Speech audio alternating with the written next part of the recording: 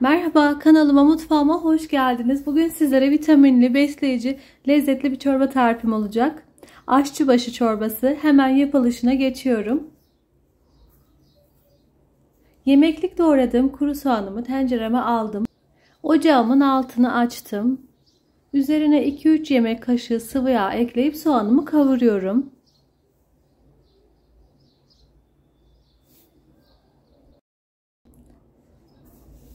Kavrulan soğanların üzerine 1 yemek kaşığı kadar tereyağı, 1 tatlı kaşığı da un ekleyip unun kokusu çıkana kadar kavuruyorum.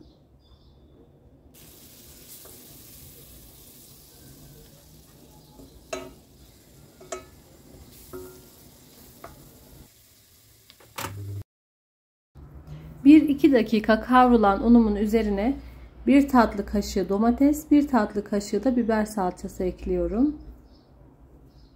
Salçayı da yine aynı şekilde kokusu çıkana kadar 1-2 dakika kavuruyorum. Yemeklerimizin lezzetli olması için soğanın ve salçanın kavrulması çok önemli. Kısık ateşte yakmadan kavurursak çorbamız, yemeklerimiz çok daha lezzetli olur. Üzerine yıkadığım, süzdürdüğüm yarım su bardağı kırmızı mercimeğimi ekliyorum.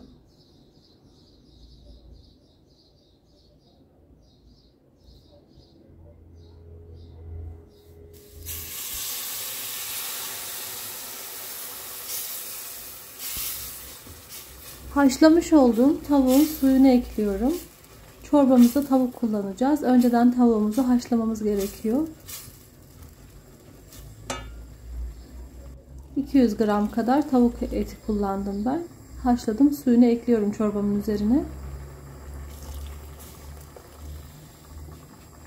5 su bardağı tavuk suyu, 2 su bardağı da normal sıcak su kullandım toplamda. Çorbanızın kıvamına göre ekleme yapabilirsiniz.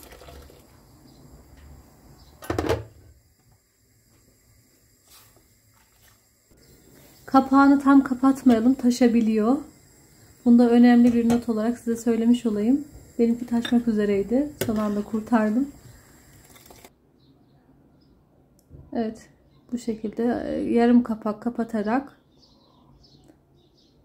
20 dakika, 15-20 dakikada pişiyor mercimeklerimiz.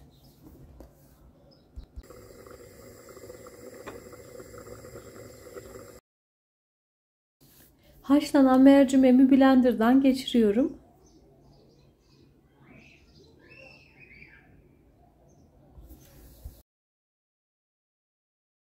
Kabuklarını soyup 2 tane küp küp domates doğradım, küçük küçük. Domatesi önceden de ekleyebiliriz dilersek. Sonradan eklememizin sebebi içinde böyle görünüm olarak hem de farklı bir lezzet olarak güzellik katması olduğu için sonradan ekliyoruz. Domatesini bir 5 dakika pişirmeye bırakıyorum. Bu arada tavuklarımı minik minik doğrayacağım.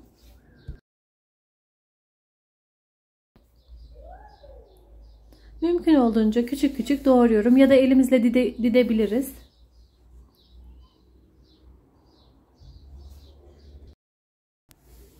Tavuğum hazır. Çorbama ekliyorum. 1 yemek kaşığı kadar da tel şehriye ekliyorum aynı anda.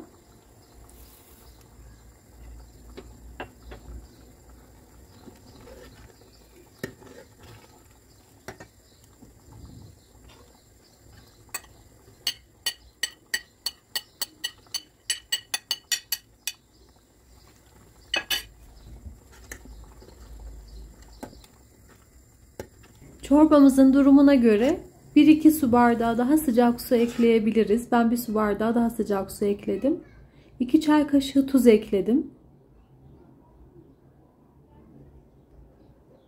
Baharat olarak nane, kekik, çok az karabiber ve çok az pul biber ekledim. Baharatları damak tadınıza göre eksiltip çoğaltabilirsiniz.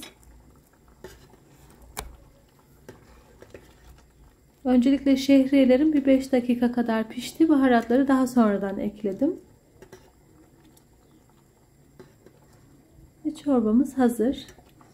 Deneyecek olanlara kolay gelsin, afiyet olsun. Çok lezzetli bir çorba oldu. Kesinlikle sizlere de öneriyorum. Yeni tariflerimde görüşmek üzere. Kendinize iyi bakın. Hoşça kalın.